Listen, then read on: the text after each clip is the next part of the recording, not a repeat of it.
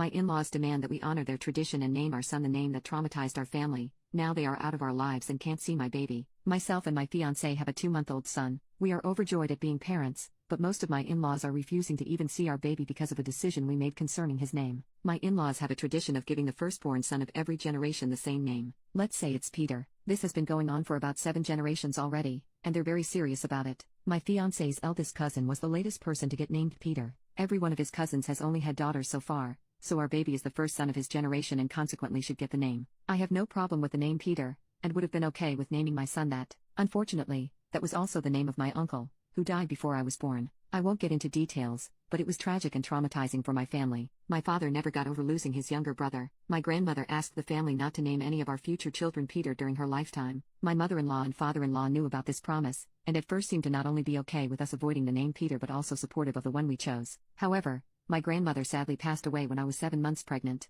We traveled for her funeral. On our last days there, my in-laws called to offer me their condolences. Then my mother-in-law asked me if I was willing to think about the name Peter now. Suddenly, they were insistent that the name we chose was awful and we had to honor their tradition. According to them, they had only agreed to make an exception for us for my grandmother's sake and had no obligation to keep it now that she had passed. My family agrees that while it's true we don't have to avoid the name anymore, it still doesn't feel right to use it. My fiancé agrees with me as well, but his parents spent the last weeks of my pregnancy trying to convince us to change our minds about the name. When our baby was born and we named him what we wanted, my in-laws were furious that we had broken a 7-generation-old family tradition. Some of them hadn't previously wanted to name their sons Peter, but did it anyway for the family's sake. They said our decision was selfish, and that my family should have moved on by now. This has truly nothing to do with whether my family has moved on or not. It just felt like a betrayal to my grandmother and uncle's memories to even consider using the name. My father-in-law offered us $1,000 to change our son's name to Peter after he was born. That was 2 months ago, and neither of my fiancé's parents had met the baby or seen us since I was pregnant.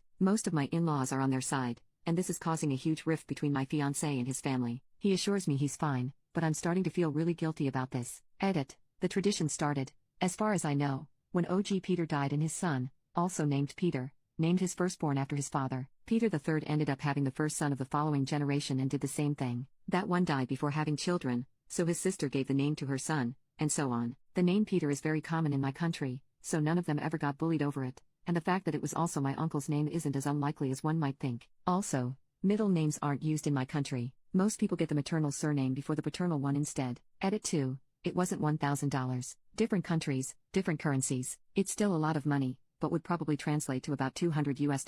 Update post. A bit over 1 month later, about a week after my post, my fiancé's parents contacted us. They apologized for their behavior and begged me to meet my son. They said they were ready to leave the naming debacle behind and truly wanted to be involved in their grandson's life. We were skeptical but invited them over to meet the baby. The visit went well. They began coming over almost every day during the next 3 weeks. I noticed neither of them ever called my son by his name, but I didn't point it out. For the first time in months, things seemed good between my fiancé and his parents. One day, my fiancé was helping my father-in-law with something at our place, so my mother-in-law and I went to the park with my baby. Sometime later, I had to go to the bathroom, so I left him in the stroller with her. When I got back, she was sitting on a park bench, chatting with a woman who was cooing over my son. I went over there and introduced myself as son's name's mom, and she said, I thought his name was Peter. I didn't say a word, and neither did my mother-in-law. She followed me to the car and we went back to my apartment. On the way there, I texted my fiancé about what had happened. The moment we got there, he kicked both his parents out of our place. He'd read my texts and confronted his father.